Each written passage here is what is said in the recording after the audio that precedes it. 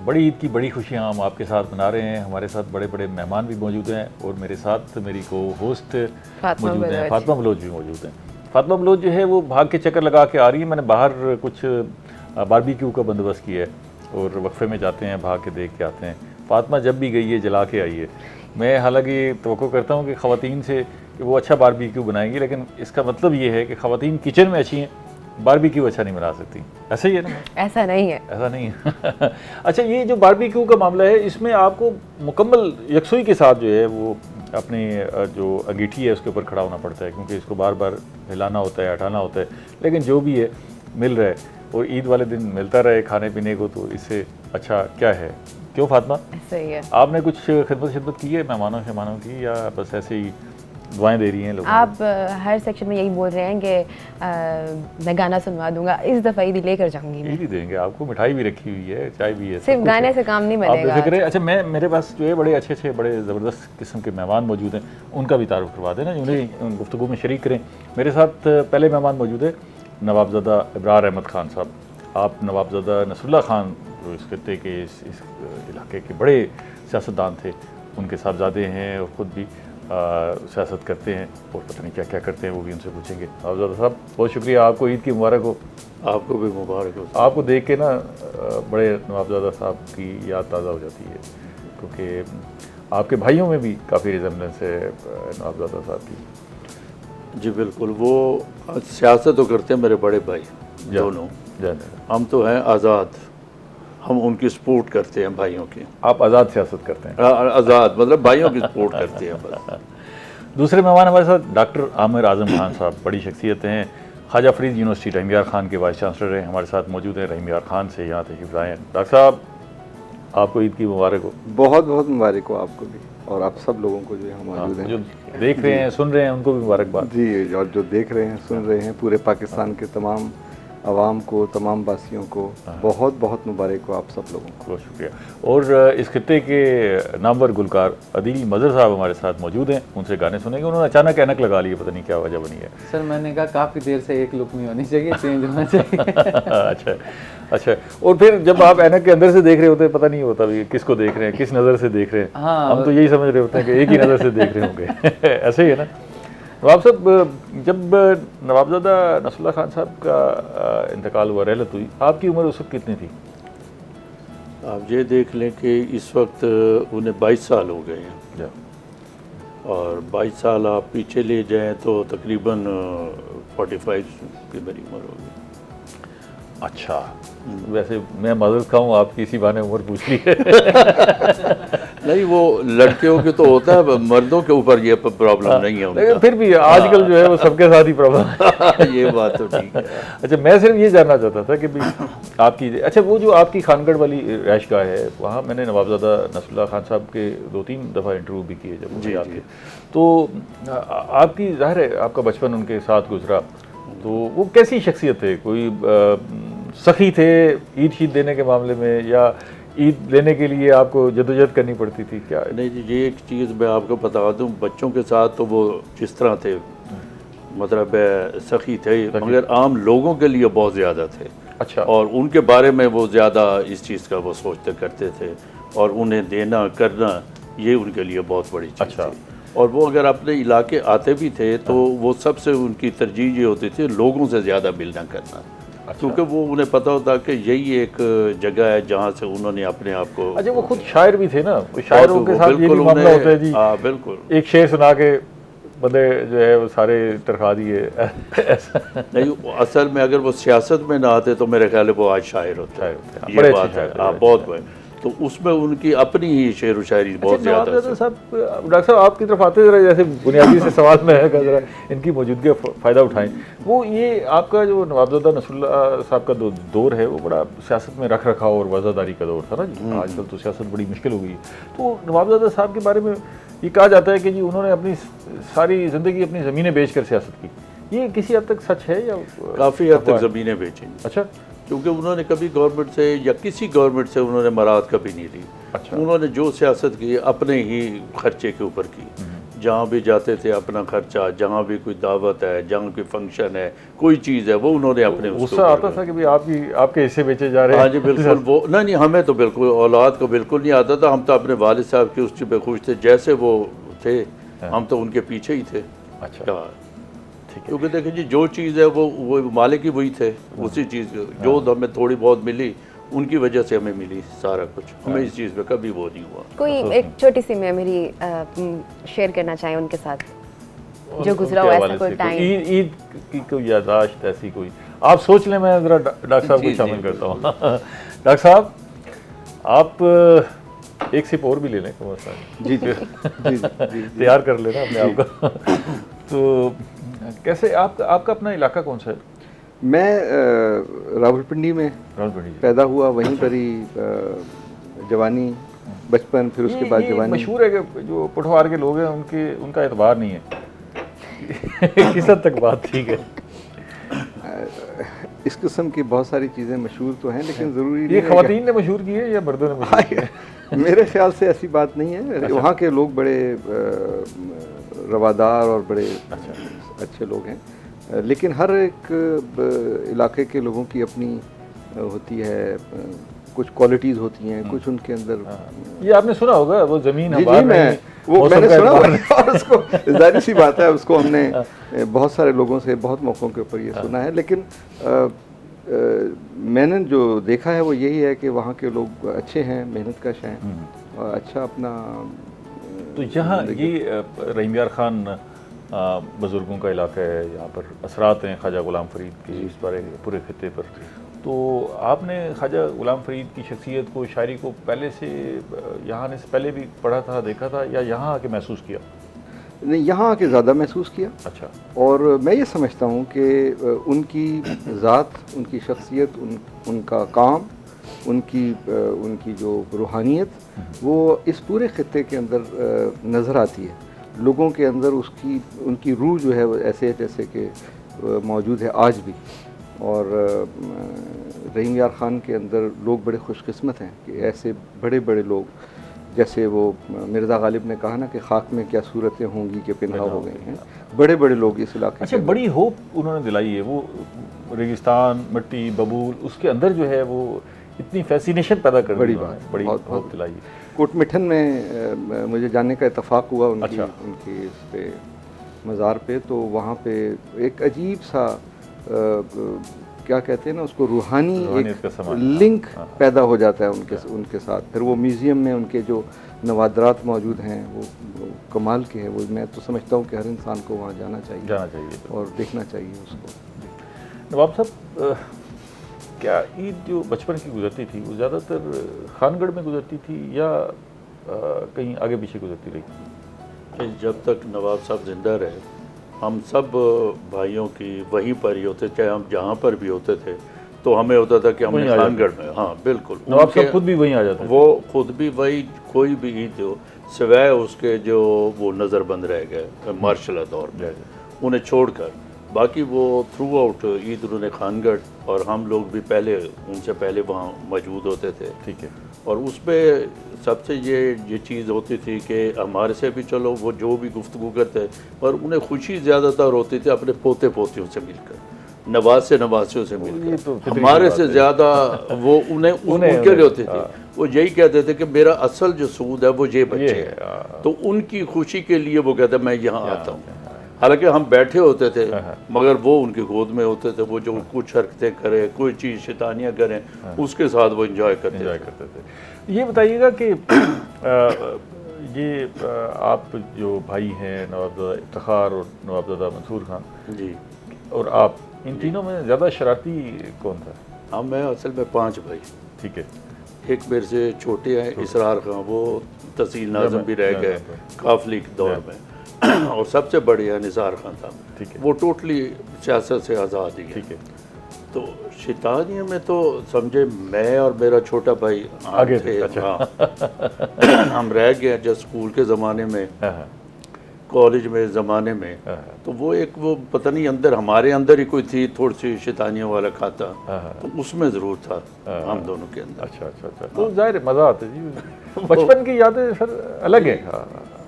तो क्या डॉक्टर साहब आप क्या मिस करते हैं, वो जो ईद बचपन में गुजरी और जी, अब बचपन ईद की के ईद की जो थी वो हमारे एक बहुत बड़ा इवेंट होता था। 3 दिन से पहले से उसकी तैयारियां, 4 दिन पहले से उसकी तैयारियां, जानवरों को सजाना, जानवरों को साथ लेकर उसके साथ पिक्चर्स खिंचवानी। मुझे आज भी याद है, मैं अपने बचपन में एक मरतबा हमने स्टूडियो में जाकर बकरे के साथ तस्वीर खिंचवाई। अच्छा जी इसमें आपका कमाल तो है ही है जी, वो स्टूडियो वाले का ज़्यादा कमाल जी बिल्कुल ऐसे ही। तो सारे कजन्स इकट्ठे हो जाते थे और एक एक्साइटमेंट होती थी, एक्साइटमेंट होती थी बहुत ज़्यादा। ये एक्साइटमेंट आहिस्ता आहिस्ता वो कम, मेरा ख्याल है कि कुछ कम होती जा रही है। कम एक तो यही ये हुई बात कि मैं कर रही थी आपसे। हाँ यही एक तो ये हुआ कि हमने अपने बच्चों से उनकी जो आज़ादी है वो छीन ली। मतलब उस वक्त हमें फिक्र नहीं होती थी कि बच्चे बाहर खेल रहे हैं, चले गए हैं, साइकिल लेकर चले गए हैं, कहीं भी चले गए हैं, तो फिर अब तो दरवाज़ा खुलता है, बच्चा बाहर निकलता है, फ़ौरन पकड़ लेते हैं, भाई इसको अंदर लेके आओ, भाई हालात ख़राब है। तो ये एक जो आज़ादी थी वो छिन गई। अदील आपने भी कोई बकरे घुमाए इस तरह? सर बिल्कुल घुमाया, बल्कि मुझे तो अब जो चीज़ ज़्यादा फील होती है वो ये होती है कि पेरेंट्स ने ना बच्चों को बहुत ज़्यादा पैम्पर करना शुरू कर दिया। वो मजबूरन कर रहे हैं ना जी, सर क्या करें? थोड़ा सा मजबूरन भी है और थोड़ा सा ये बात होती है कि भाई तुम्हारे बच्चे होंगे तो तुम्हें पता चलेगा। वो जो एक मुहावरा वाकई बना हुआ है ना, तो वो अब जो मेरी एज के पेरेंट्स बने हुए हैं लड़के, तो लड़के कह रहा हूँ बंदे जो मेरी एज के अब पेरेंट्स बने हुए, उनको मैं देख रहा हूँ वो कुछ बहुत ही ज्यादा पैम्पर कर रहे हैं हमारे। ये आपने ऐसी जबरदस्त बात की कि इस पे दिल करता है कि ब्रेक ले ली जाए।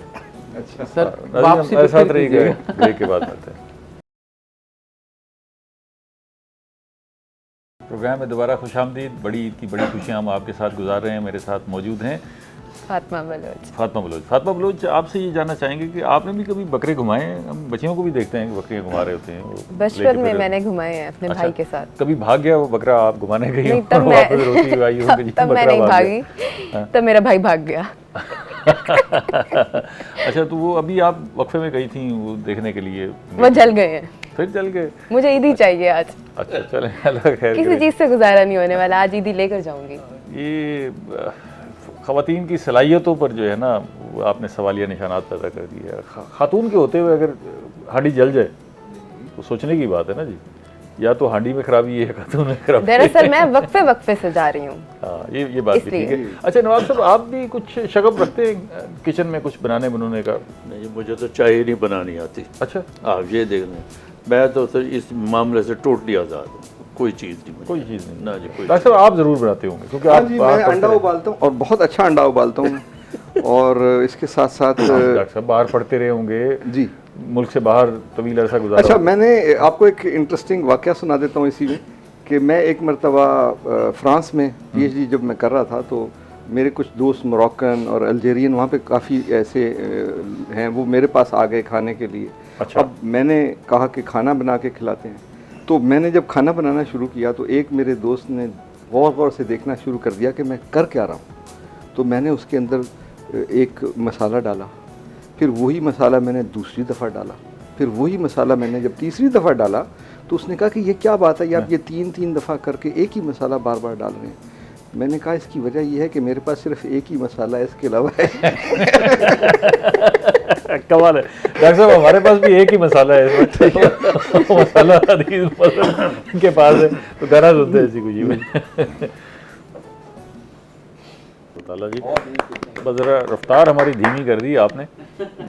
आवाज़ ज़बरदस्त बहुत। क्यों जी नवाब साहब, कैसा लगा गाना आपको? नहीं, बहुत अच्छा, बहुत अच्छा। आप भी कोई शगफ रखते हैं किसी वक्त मौका मिले अकेले में? अकेले तो बंदा वैसे गुनगुना लेता जैसे, मगर वैसे इतना नहीं। डॉक्टर साहब आप? जी, मुझे मौसीकी सुनने का बहुत शौक़ है, शायरी भी सुनने का और मौसीकी सुनने का बहुत शौक़ है। और मेरे अकेले में तो तबाह आजमाई की होगी, कोशिश की थी, लेकिन नहीं, वो बात नहीं बनी। और असल में मेरे जो आइडियल्स हैं उसमें उस्ताद जो मेहदी हसन खान साहब, क्या मतलब ये कि मैं समझता हूँ कि मैंने ज़िंदगी में उनसे बेहतर नहीं सुना किसी को, बहुत बहुत।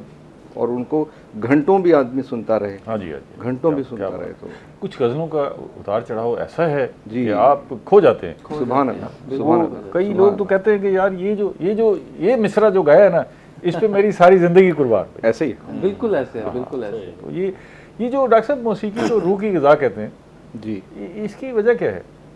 देखें, रूह जो है ना आपकी, उसको फोकस करने के लिए ज़रूरी है कि वो एक चीज़ के ऊपर कंसंट्रेट कर सके। जब आप मौसीकी सुनते हैं तो आप अपनी जहन से वो तमाम ख्यालात निकाल देते हैं जो आपको डीकंसंट्रेट करने के लिए, फिर आपका फोकस एक ही तरफ हो जाता है।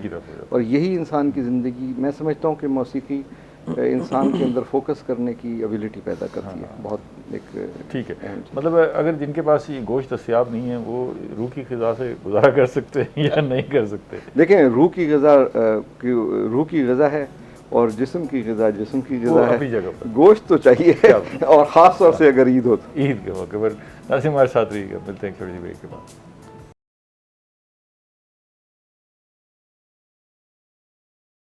वेलकम बैक नाज़रीन। बड़ी ईद की खुशियों के साथ मैं दोबारा हाजिर हुई हूँ। मैं कब से डॉक्टर साहब से ये सवाल पूछना चाह रही थी कि आज बड़ी ईद है और आज हर कोई गोश्त खाने में लगा होगा और आप डॉक्टर तो मसीहा होता है, तो इस बारे में आप क्या बताना चाहेंगे? परहेज़ कि इसको आखिरी गोश्त दुनिया का समझ के खा लेना चाहिए या कोई परहेज़ भी करनी चाहिए? मेरा ख्याल है एक दिन परहेज़ को साइड पे रख देना चाहिए। तीनों दिन रख देना चाहिए, बल्कि तीनों दिन रख देना चाहिए और इसको एंजॉय करें इस ईद को। और परहेज़ करने के लिए सारा साथ इंजीनियर का मशवरा है, डॉक्टर का मशवरा है। जी। तो डट के खाएं, गोश्त डट के खाएं। जी खाएं, बिल्कुल खाएं। और ये अल्लाह ताला की एक हमें खास मेहरबानी है और खिलाएं भी सही सर। जी बिल्कुल, सिर्फ खाना नहीं है। और भूलें ना दूसरे लोगों को ना भूलें जब आप खा रहे हो, ये ज़रूर है। यही तो लोग इंतज़ार में रहते हैं। आप देखें ना कि पूरा साल होता है और इसके लिए जो बंदा कुर्बानी कर रहा है वो भी, और जो लेने वाले होते हैं वो भी इंतज़ार में होते हैं। आप ये चीज़ देखें। बल्कि आप ये देखें नवाब साहब, आप तो माशाल्लाह आपसे पूछेंगे भी अमीर लोगों की और गरीब लोगों की ज़िंदगी में क्या फ़र्क है, उनकी कुर्बानी और उनकी ईद में क्या फ़र्क है, लेकिन ये है कि जो अब मुतवस्सित तबका है वो भी इंतज़ार करता है कि भाई ईद पर रश गोश्त खाएंगे, ना गोश्त जो है वो इतना महंगा हो गया है और मुश्किल हालात है।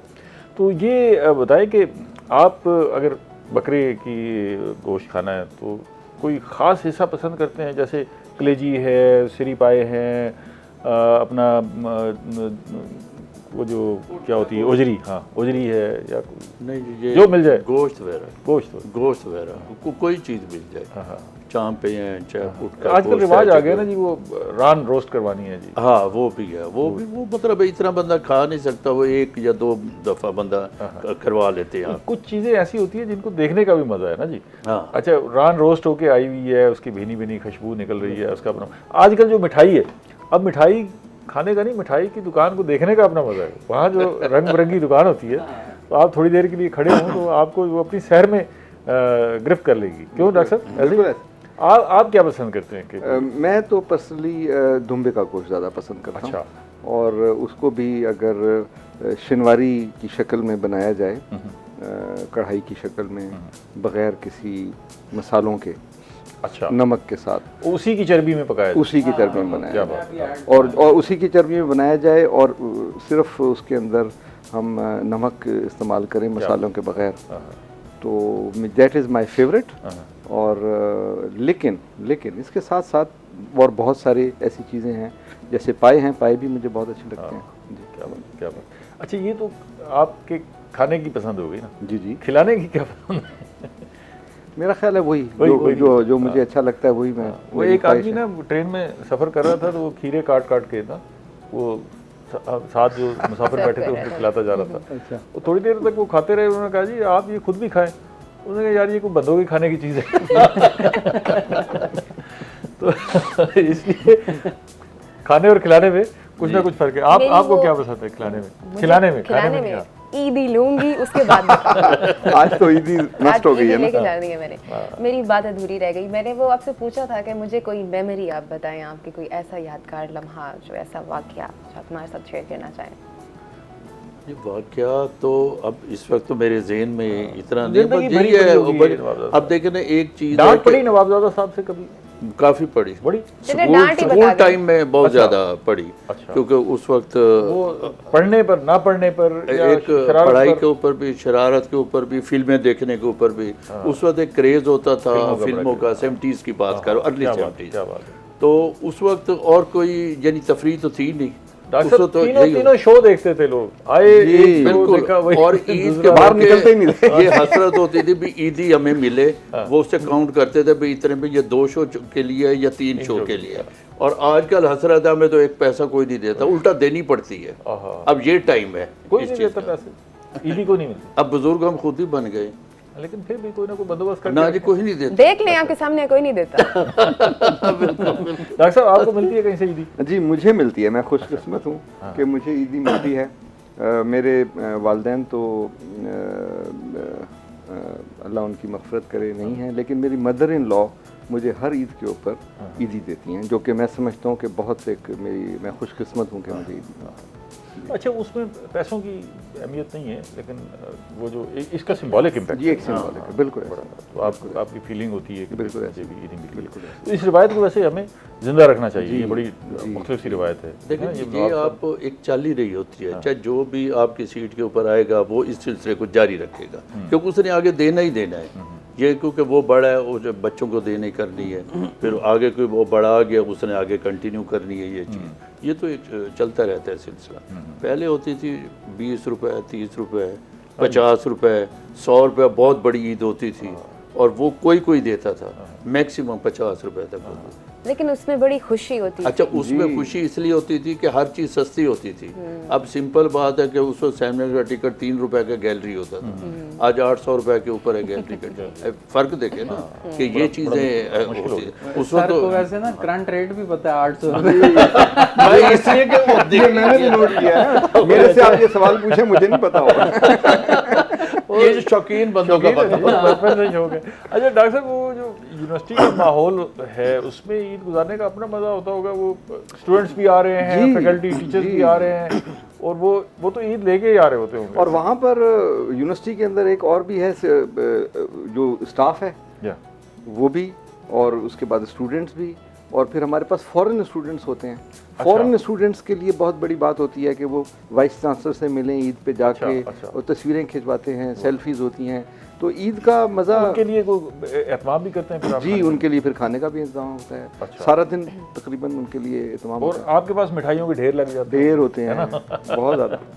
अच्छा, तो वो फिर क्या करते हैं, मिठाइयाँ बांटते हैं कोई? जी, मिठाइयाँ बांटते भी हैं, खाते भी हैं। हमारे यूनिवर्सिटी के अंदर वैसे ही माहौल कैसा है आपकी यूनिवर्सिटी का, ख्वाजा फरीद यूनिवर्सिटी? माहौल बहुत अच्छा है जी, बहुत अच्छा माहौल है, बड़ा साफ़ सुथरा और बड़ा सेफ, सिक्योरिटी बहुत हमारी अच्छी है। और साइंस और इंफॉर्मेशन, जी, ये यूनिवर्सिटी बनाई गई थी बेसिकली फॉर इंफॉर्मेशन टेक्नोलॉजी, लेकिन ओवर द टाइम ये फिर आहिस्ता आहिस्ता ग्रो करती गई, और अब हमारे पास तकरीबन 11,000 से ज़्यादा स्टूडेंट्स हैं। और उसमें अब हमने वो प्रोग्राम्स भी ऑफ़र करने शुरू कर दिए हैं जो कि जैसे लॉ है, जैसे हेल्थ साइंसेज हैं, ये प्रोग्राम्स हमारे बहुत पॉपुलर हैं। इनके मेरिट्स भी बहुत हाई हैं। अच्छा, इन प्रोग्राम्स के हमारे we are limited in number of seats, क्योंकि हम ज़्यादा लोगों को, बच्चों को नहीं ले सकते because of the restrictions posed by the Pakistan bar council या इंजीनियरिंग काउंसिल, तो हम उसके ख़ास तादाद से ज़्यादा बच्चे लेते नहीं हैं, लेकिन मेरिट इन प्रोग्राम्स के बहुत हाई हैं। अच्छा जी, मतलब लोगों का इंटरेस्ट है इधर आना? बिल्कुल इंटरेस्ट है, बिल्कुल। अब ये लॉ भी एक बड़ा अच्छे प्रोफेशन के तौर पे उभरा है जी, लॉ बहुत अच्छा प्रोफेशन आ रहा है। हेल्थ साइंसेज जो है ये इस वक्त अदर देन मेडिकल तो एक प्रोफेशन है ना, मेडिकल डॉक्टर बन, हेल्थ साइंसेज इटसेल्फ इज जिसके अंदर आपने इक्विपमेंट को कैसे यूज़ करना है, टेस्टिंग कैसे करनी है, ऑप्टोमेट्री है, बहुत ज़्यादा उसका। तो ये आपका कोई ऐसा एम, ऑब्जेक्टिव जिसको आप पूरा करना चाहते हो इस टेन्योर में? जी, मेरे ख़्याल से मेरा जो एम है, जो कि अपने टेन्योर के अंदर मैं अचीव करना चाहता हूँ, वो ये है कि अपनी यूनिवर्सिटी की रेपुटेशन और रैंकिंग, ख़ास तौर से रैंकिंग, हमारे साथ पाकिस्तान में अभी कुछ ये एक ड्रॉबैक है कि हमारी कोई भी यूनिवर्सिटी पाकिस्तान की अभी 300 दुनिया की 300 यूनिवर्सिटीज़ के में दाखिल नहीं। छोटे छोटे मुल्कों की यूनिवर्सिटीज़ भी 200 में हैं, 150 में हैं। तो एक तो ये है कि रैंकिंग्स को आगे लेकर जाएं, किसी तरीके से पाकिस्तान की यूनिवर्सिटीज़ को दुनिया की टॉप यूनिवर्सिटीज़ में लेकर जाएं। और फिर ये कि हमें एडवांटेज ये है कि हम इंफॉर्मेशन टेक्नोलॉजी की यूनिवर्सिटी हैं, जिसको हमारा बहुत स्ट्रॉन्ग पॉइंट है, और उस स्ट्रॉन्ग पॉइंट के अंदर हमारे पास बहुत अच्छी क्वालिटी के स्टूडेंट्स हैं। हमारे स्टूडेंट्स और हमारे फैकल्टी तमाम इंफॉर्मेशन टेक्नोलॉजी की जितने भी प्रोग्राम्स हैं, सॉफ्टवेयर है, वो हम सब कुछ इन हाउस ही करते हैं, हम बाहर से कोई चीज़ नहीं खरीदते। अच्छा, बल्कि हम बेचते हैं, ठीक। हम कंपनीज को अपनी सॉफ्टवेयर बनाकर बेच रहे होते हैं। ठीक। तो ये एक बड़ा अच्छा strong अच्छा ये है। एक ब्रेक ले लें, फिर मज़ीद बात करते हैं। नाज़रीन हमारे साथ रहिएगा, मिलते हैं एक छोटी सी ब्रेक के बाद।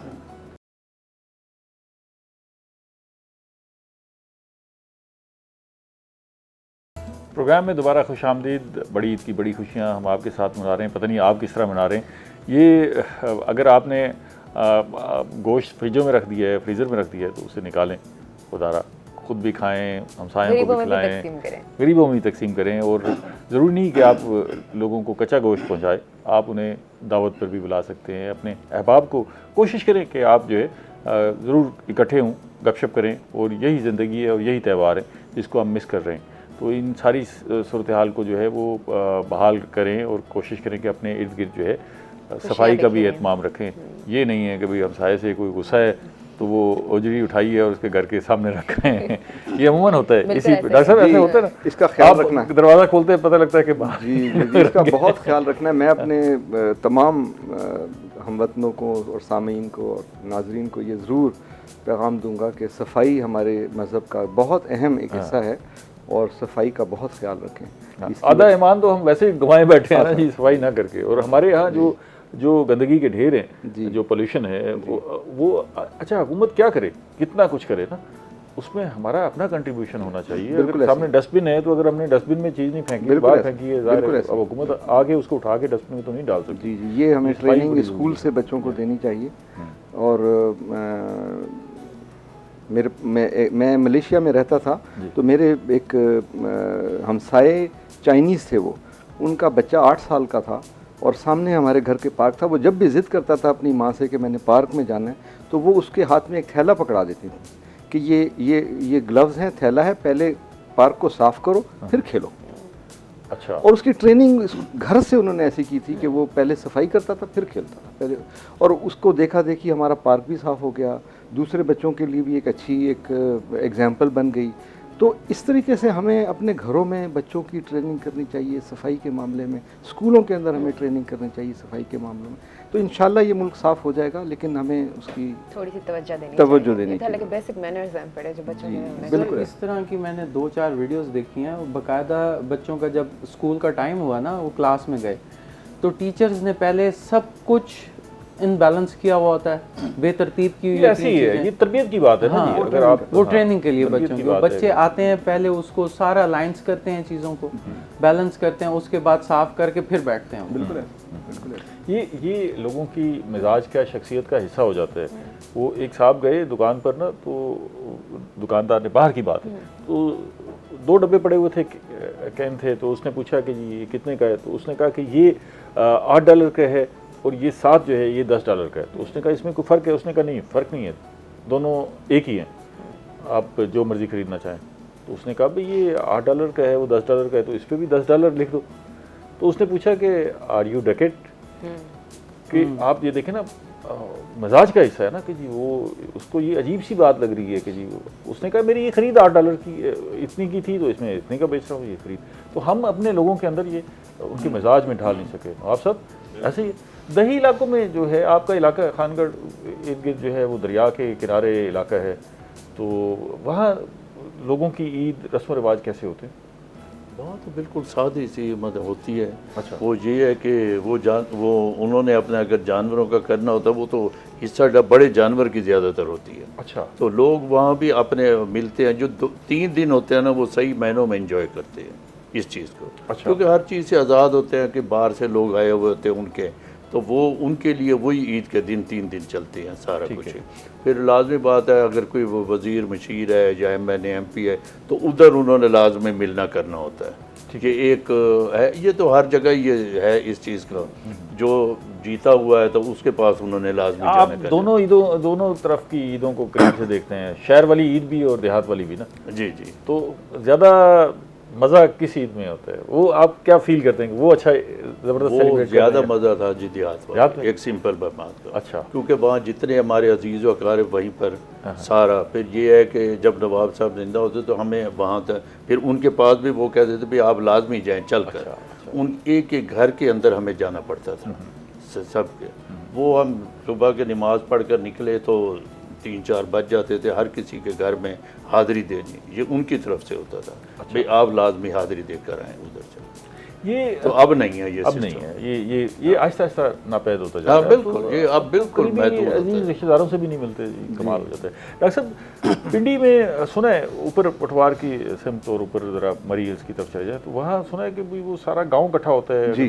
वो क्या ज़रा बताइएगा ना। जी, ये आप अगर आप मरी की तरफ जाएं और उसके ऊपर गलियात की तरफ जाएं तो वहाँ पर लोगों ने बड़ी ट्रेडिशंस अपनी अभी तक ये मेंटेन रखी हुई हैं। पूरे गांव के लोग इकट्ठे होते हैं कुर्बानी के वक्त ना सारे उसमें हिस्सा लेते हैं, कुर्बानी का बिल्कुल हिस्सा करते हैं। और इवन मुझे अपने बचपन का वक्त याद है, हमारा जो घर था अल्लाह के फजल से बहुत बड़ा घर था, 5 कनाल के ऊपर एक घर था। तो हमारे कई 100 लोग हमारे घर में इकट्ठे हो जाते थे ईद के मौके के ऊपर। जी, पूरे ख़ानदान से, दूर दूर से, गांव से, हर तरफ से लोग आते थे और इकट्ठे वहाँ पर हम टाइम वक्त भी गुजारते थे, कुर्बानी भी करते थे, उसको एंजॉय भी करते थे। तो वो जो बचपन की यादें हैं ना, वो क्या कहते हैं कि आपकी। अच्छा, ये हुआ क्या अब अल्लाह का शुक्र है रिस्क की भी फरावानी है और रिसोर्सेज कम्युनिकेशन भी है, आने जाना भी आसान हो गया है, वो क्यों सब कुछ खो गया? अब तो लोगों के पास वक्त कम हो गया। मेरा जहाँ तक ख्याल है, वो बड़े अच्छा शेर कहा था जिगर मुरादाबादी ने कि वही है ज़िंदगी लेकिन जिगर ये हाल है अपना कि जैसे ज़िंदगी से ज़िंदगी कम होती जाती है और मेरे हिस्से की गोया हर खुशी कम होती जाती है। तो ये टाइम कम होता जा रहा है हमारे पास। वक्त कम होने की वजह से हर इंसान मसरूफ़ है और वो मसरूफ़ होने के बाद उसके पास वक्त नहीं है कि किसी ये दूसरे सब कुछ इंतजार है। आप दोनों मेहमानों का अदील आपका भी शुक्रिया, आप तशरीफ़ लाए, हमने गपशप की। अब जाते जाते हम अदील मदर से सॉन्ग सुनेंगे और फिर इजाज़त देंगे। अदील आप एक ज़बरदस्त सा ऐसा गाना सुनाएं कि फातिमा बलोच की वो जो सारे शिकवे हैं दूर हो जाएं। वो ये शिकवा कि मैं ईद ही ना लूं, वो लेकर जाऊंगी मैं आज। क्लीन चिट खुद को दे रहे हैं आप।